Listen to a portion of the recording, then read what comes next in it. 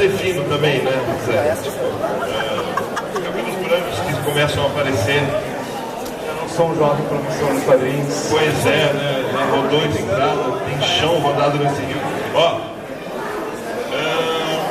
falar dos trabalhos dele é o melhor jeito de definir ele, tipo, folhetim, ato 5, gralha, quadrinfolia, Vigor Mortis Comics, a Gibicon de Curitiba, que também é um trabalho dele, apesar de não ser exatamente em páginas de quadrinhos. Mas entra na página da história do quadrinho local, né? Porque a gente acaba fazendo o que o pessoal da Multiverso Comic Con tá fazendo, né? Pois é, ontem estávamos reunidos, né, jantando, 3 dos desbravadores dos eventos de quadrinhos, né? O Emerson, daqui da Multiverso Comic Con, o Zé Guiar, da Gibicon de Curitiba, e o Afonso do FIC, de BH, e eu falei assim, pô, eu vou comer o meu nhoque quieto. Mas é o seguinte, acho que para começar, vamos começar falando de quadrinho em Curitiba. O quadrinho em Curitiba tinha uma tradição muito forte nos anos 70 e 80 com a Grafipar. De repente deu uma morrida. E como foi o renascimento? Você participou ativamente disso? Então, eu não sei se todo mundo aqui já ouviu falar disso, por exemplo, ele citou a Grafipar, foi uma editora muito forte que na virada dos anos 70 e dos 80 vendia milhares de quadrinhos. A maior parte, uma era pré-internet, a maior parte dos quadrinhos de Curitiba eram produzidos por gente do Brasil todo que foi morar em Curitiba. Eles montaram uma espécie de vila dos quadrinistas. Imaginem, o Ebbing dos quadrinistas nacionais era lá. Porque tinha uma editora que pagava bem, pagava por página, então quanto mais o cara produzisse, mais ele recebia. Publicava diversos títulos, desde erótico, infantil, ficção científica, terror, aventura, policial, né, e utilizando muitas vezes temáticas nacionais. Então as histórias se passavam desde os Pampas até a Amazônia, então tinha de tudo quanto é coisa. E era um material que vendia pra caramba, né, vendia muito bem. Eles apelavam muito pro erotismo na época, até uma maneira de ser uma espécie de contracultura na época da ditadura. Então esse foi um movimento muito forte em Curitiba, que fomentou a criação da Gibiteca de Curitiba, que foi a primeira, que fez 30 anos ano passado. Eu fui aluno dessa Gibiteca.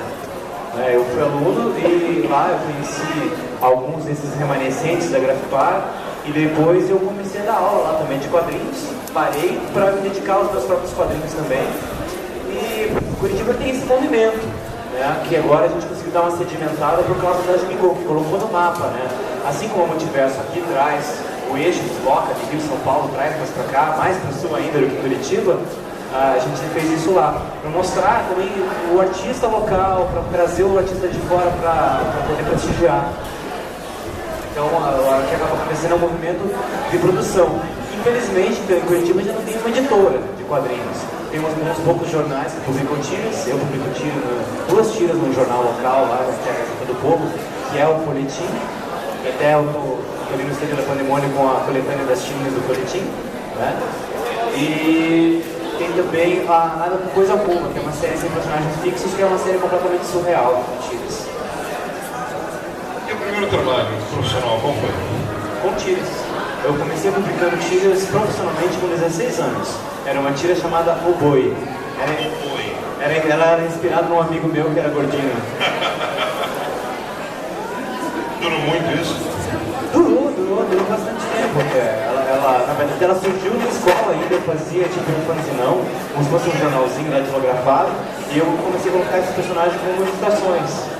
Depois eu comecei a desenvolver tiras, como publiquei pela primeira vez com 14 anos, essas tiras sem ganhar grana, durante 6 meses no jornal. Daí com 16 anos eu consegui ganhar meio salário mínimo, que foi a minha primeira renda com quadrinho. Muito bom. E eu quero saber o seguinte, tem um personagem símbolo de Curitiba, chamado Gralha, como ele foi, e era um personagem que já existia, e também estava morto. E como vocês ressurgiram ele, meio que como o espírito de Curitiba nos quadrinhos? É uma história estranha, queria que você colocasse pra gente. Porque é uma história confusa. É muito nebulosa. É nebulosa. Então, a Gralha Azul fica no Paraná, né, lá do sul do Paraná. E quando a Gibiteca de Curitiba fez 15 anos, em 97, uma editora chamada Metal Pesado, né, ela decidiu fazer uma edição especial comemorando esses 15 anos da Jupiteca e convidou os artistas locais. O problema é que tinha mais artista do que páginas. Se ficaram assim, sem ter espaço, se juntaram, fizeram um coletivo. Esse coletivo pensou num projeto em conjunto. E nisso, um dos artistas mais velhos, o Nilson Miller, ele pegou e falou assim: por que a gente não faz uma coisa sobre o Graga, né, que tem esse personagem antigo, obscuro? E a gente pegou e fez o quê? Em vez de correr atrás dessa lenda, que não tem registro nem nada, a gente pegou e reinventou, criou uma nova versão de como seria esse personagem.